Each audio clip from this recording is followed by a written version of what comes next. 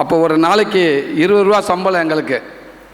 20 ரூபா 7 நாளுக்கு 140 ரூபா வரும். அதில் ஒரு 70 ரூபா செலவு பண்ணிவிட்டு ஒரு 70 ரூபா ஊருக்கு அனுப்புவேன்.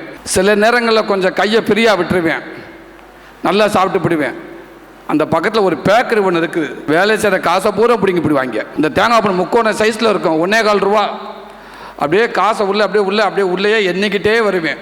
ஒரு தேங்காய் பண்ணு சாப்பிட்டோம்னா ஓகே, ஒரு டீ 1.25 இது 2 கிட்ட வருவேன். வந்தோடனே சரி வேண்டாம் எதுக்கு அப்படின்னு சொல்லி ஒரு டீயை மட்டும் குடிச்சிட்டு போயிடும், டீயை குடிச்சிருவேன்.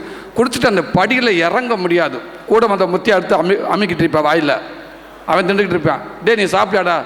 இல்லைடா எப்படி இப்போ சாப்பிடுவோம், அப்புறம் 3 மணிக்கு சாப்பிடுவோம், அப்புறம் நைட்டு வருவோம், ஒரு 3-4 ரூபா போயிரும்டா, வேணாம்டா, அப்புறம் வீட்டுக்கு அனுப்ப இடிக்கும், வேணாம்டுவேன். சரி வாடான்னு போயிடுவேன். போக அந்த ஸ்மெல்லு விடாதுங்க. இவன் என்ன பண்ணுவேன், இவன் அங்கேயே திண்டு தொலைச்சிட்டா பரவாயில்ல, அதை திண்டுக்கிட்டே என் கூட வருவாங்க அப்படியே வரைக்கும். இப்போ எனக்கு நான் வேகமாக நடக்க ஆரம்பிச்சிருவேன். எனக்கு அந்த ஸ்மெல் இழுக்கு, நீ வாங்கடாட்டு விறுவிறுன்னு பின்னாடி போவேன். கம்பெனிக்கிட்ட கால் வைக்கிற போகிறப்ப கடைசியாக குடிச்சிட்டு ஏப்ப விடுவேன். அப்படியே திரும்புவேன். நீ அந்த வந்துடுறேன்டா திருன்னு ஓடியாந்து அந்த டேபிளில் உட்காந்து 2 தேங்காய் பண்ணை வாங்கி விட்றா பார்த்துக்கலான்டா.